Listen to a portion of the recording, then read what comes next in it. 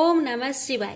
प्यारे भक्तों, आज आप सभी श्रवण करेंगे श्री अमरनाथ की अमर कथा। इस कथा का नाम अमर कथा इसलिए है कि इसके श्रवण करने से शिव धाम की प्राप्ति होती है। यह वह परम पवित्र कथा है जिसके सुनने से सुनने वालों को अमर पद की प्राप्ति होती है तथा वह अमर अजर हो जाता है। यह कथा श्री शंकर भगवान ने इसी गुफा में श्री अमरनाथ जी की गुफा में भगवती पार्वती जी को सुनाई थी। इस कथा को सुनकर ही श्री सुखदेव जी अमर हो गए थे। जब भगवान श्री शंकर यह कथा भगवती पार्वती को सुना रहे थे तो वह एक तोते का बच्चा भी इस परम पवित्र कथा को सुन रहा था और इसे सुनकर फिर उस तोते के बच्चे ने श्री सुखदेव स्वरूप को पाया था। सुख संस्कृत में तोता को कहते हैं और इसी कारण बाद में फिर मुनि सुखदेव के नाम से संसार में प्रसिद्ध हुए। यह कथा भगवती पार्वती तथा भगवान शंकर का संवाद है। यह परम पवित्र कथा लोक व परलोक का सुख देने वाली है। शंकर भगवान और जगत माता के इस संवाद का वर्णन भृगु संहिता, तिलमल पुराण, तीर्थ संग्रह आदि ग्रंथों में पाया जाता है। हम यहाँ पर आपके सम्मुख यह परम पवित्र कथा विस्तार पूर्वक रखेंगे। देव ऋषि नारद का कैलाश पर्वत पर आना और श्री पार्वती जी से पूछना कि भगवान शंकर के गले में रुंडमाला क्यों है। एक बार देव ऋषि नारद कैलाश पर्वत पर भगवान श्री शंकर के स्थान पर दर्शनार्थ पधारे। भगवान श्री शंकर उस समय वन विहार के लिए गए हुए थे और भगवती पार्वती यहाँ पर विराजमान थी। श्री पार्वती जी ने देव ऋषि नारद को प्रणाम किया और सादर आसन दिया और बोली, देव ऋषि आपने यहाँ पधारकर हम पर बड़ी कृपा की, अपने आने का कारण कहिए। देव ऋषि नारद बोले, देवी मेरा एक प्रश्न है, उसका उत्तर चाहता हूँ। श्री पार्वती ने कहा, कहिए। नारद बोले, देवी मुझे इस बात का बड़ा आश्चर्य है, भगवान श्री शंकर जो कि हम दोनों से बड़े हैं, उनके गले में रुंडमाला क्यों है। श्री पार्वती जी बोली, इसका कारण मैं नहीं जानती। नारद जी ने कहा, आप यथा समय इसका कारण भगवान श्री शंकर जी से पूछिएगा। इतना कहकर देव ऋषि नारद वहां से चले गए और उनके जाने के थोड़ी देर बाद भगवान श्री शंकर आ गए और उनके आने पर भगवती पार्वती ने वही प्रश्न उनसे किया। भगवान श्री शंकर बोले, हे पार्वती तुम यह प्रश्न न पूछो। लेकिन श्री पार्वती ने भगवान श्री शंकर की बात नहीं मानी और उनके रुंड माला धारण करने का कारण जानने के लिए हट करने लगी। इस पर भगवान श्री शंकर ने कहा, पार्वती जितने मुंड तुमको इस मुंड माला में दिखाई दे रहे हैं यह तुम्हारे ही सिर है, यानी जितने जन्म तुमने धारण किए हैं उतने ही मुंड मैंने धारण किए हैं। इस पर पार्वती जी ने प्रश्न किया, प्रभु मेरी तो मृत्यु होती है और आपकी नहीं होती, इसका कारण क्या है। भगवान श्री शंकर बोले, यह सब अमर कथा के कारण है। पार्वती बोली, तो फिर मुझे भी यह अमर कथा सुना दीजिए ना। इस पर श्री शंकर जी ने आसन लगाया और काल अग्नि रुद्र नामक एक गण प्रकट किया और उसे आज्ञा दी, चहु ओर एक ऐसी अग्नि प्रकट करो जिसमें कि जलकर समस्त जीवधारी मर जाए। भगवान शंकर की आज्ञा पाकर काल अग्नि ने ऐसा ही किया और अदृश्य हो गया।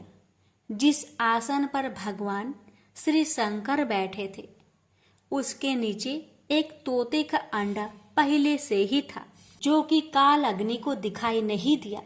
इसके पश्चात भगवान श्री शंकर नेत्र मुद कर एकाग्रचित हो पार्वती जी को अमर कथा सुनाने लगे और पार्वती जी उनके हर वाक्य पर हुक्कारा भरने लगी। धीरे धीरे पार्वती जी को नींद आने लगी। उसी समय उस अंडे में से जीव प्रकट हुआ। श्री पार्वती जी तब तक हुक्कारा देते देते सो चुकी थी। अब उसके स्थान पर तोता हुक्कार देने लगा। जब भगवान शंकर अमर कथा समाप्त कर चुके तो श्री पार्वती जी की आंखें भी खुली। भगवान श्री शंकर ने उनसे पूछा कि क्या उन्होंने अमर कथा सुनी है। श्री पार्वती ने उत्तर दिया कि अमर कथा नहीं सुनी। इस पर भगवान श्री शंकर ने पूछा, तब हुक्कारा कौन देता था। पार्वती जी बोली, मुझे नहीं मालूम। अब भगवान श्री शंकर ने इधर उधर देखा तो उनको एक तोता दिखाई दिया जो कि उनके देखते ही देखते उड़ गया। भगवान शंकर उठकर पीछे दौड़े। वह तोता उड़ता उड़ता तीनों लोकों में गया, लेकिन उसको कहीं जगह नहीं मिली। श्री व्यास देव की पत्नी अपने घर के द्वार पर बैठी जम्हाई ले रही थी। बस तोता उनके पेट में चला गया।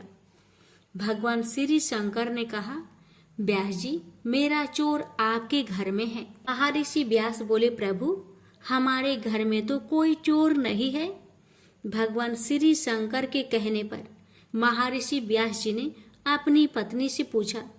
उसने उत्तर दिया, ऐसा जान पड़ता है जैसे कि मेरे पेट में कोई पंछी गया है। महर्षि व्यास जी ने यह बात भगवान श्री शंकर से कही और साथ ही कहा, आपकी जैसी इच्छा हो वैसा कर सकते हैं, लेकिन यह तो आप जानते ही हैं कि स्त्री को मारना पाप है। श्री वेद व्यास की यह बात सुनकर श्री शंकर लौट गए। वह तोता कई वर्षों तक ऋषि पत्नी के पेट में रहा, लेकिन जब ऋषि पत्नी के पेट का कष्ट अधिक बढ़ता गया तो श्री वेद व्यास जी, ब्रह्मा जी और उसके पश्चात श्री विष्णु जी के पास गए। फिर तीनों मिलकर भगवान श्री शंकर के पास गए। इसके पश्चात चारों श्री वेद व्यास जी के स्थान पर आए और पंछी की स्तुति करने लगे। पंछी जो भगवान श्री शंकर जी से अमर कथा सुनकर चारों वेदों तथा 18 पुराणों का ज्ञानी हो गया था, कहने लगा, अब तक जगत निर्मोही नहीं होगा तक मैं माँ का पेट से बाहर नहीं निकलूंगा। इस पर भगवान विष्णु ने अपनी माया से जगत को निर्मोही कर दिया। इस पर वह तोता बालक रूप होकर माँ के पेट से बाहर आ गया और उसका नाम सुखदेव हुआ। श्री सुखदेव अपने जन्म के साथ ही सबको प्रणाम करके जंगल की ओर चल दिए और फिर भगवान विष्णु ने अपनी माया हटा दी और जगत पुनः मोहयुक्त हो गया। इस पर श्री वेद व्यास जी अपने पुत्र के लिए व्याकुल होकर श्री सुखदेव के पीछे जंगल में दौड़े और उनके पास पहुंचकर उनसे घर चलने के लिए कहा। श्री सुखदेव जी ने कहा, जगत निर्मोही है, जहाँ न कोई किसी का पुत्र है और न कोई किसी का पिता। श्री वेद व्यास जी बोले, अब ऐसा नहीं है। श्री सुखदेव जी ने ध्यान लगाकर देखा तो मालूम हुआ कि भगवान श्री विष्णु ने उनके साथ छल किया है। इस पर उन्होंने श्री वेद व्यास जी से कहा, जब तक मैं गुरु धारण नहीं कर लूंगा वापस घर नहीं जाऊंगा और गुरु धारण करने के बाद मैं घर आकर आपकी सेवा करूंगा। ये सुखदेव जी फिर इस संसार में गुरु की खोज में इधर उधर घूमने लगे, मगर अपने से बढ़कर ज्ञानी उनको कहीं पर नहीं मिला।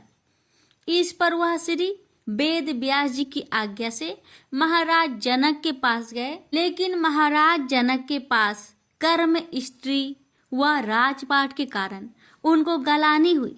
लेकिन राजा जनक ने जब उनका यह हाल देखा तो अपनी माया से उन्होंने सारे नगर को भस्म कर डाला।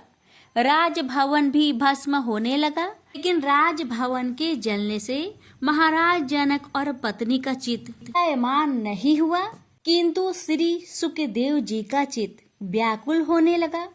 सुखदेव जी को अमर कथा के सुनने तथा अपने अमर हो जाने का अभिमान था। उनकी व्याकुलता को देखकर महाराज जनक बोले, आप क्यों घबरा रहे हैं?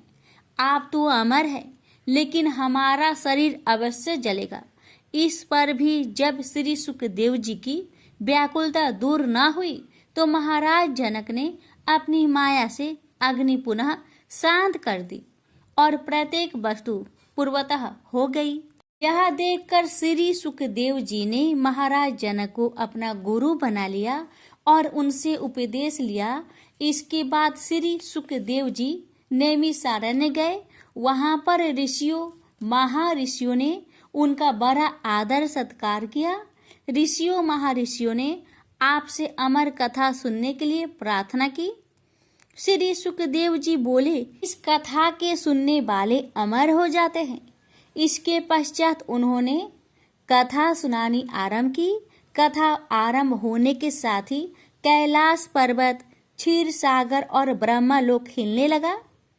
ब्रह्मा, विष्णु, शिव तथा समस्त देवता उस स्थान पर पहुंचे जहां पर अमर कथा हो रही थी। भगवान शंकर को स्मरण हुआ कि यदि इस कथा के सुनने वाले अमर हो गए तो पृथ्वी का संचालन बंद हो जाएगा और फिर देवताओं की प्रतिष्ठा में अंतर आ जाएगा। इसलिए भगवान श्री शंकर क्रोध में भर आए और श्राप दिया कि जो इस कथा को सुनेगा वह अमर नहीं होगा, परंतु हाँ, वह शिवलोक अवश्य प्राप्त करेगा। प्रेम से बोलिए हर हर महादेव। भोलेनाथ, आपकी कथा कहने वाले, सुनने वाले, हुक्कार भरने वाले सभी पर अपनी कृपा सदा सर्वदा बनाए रखना। प्रेम से बोलिए हर हर महादेव।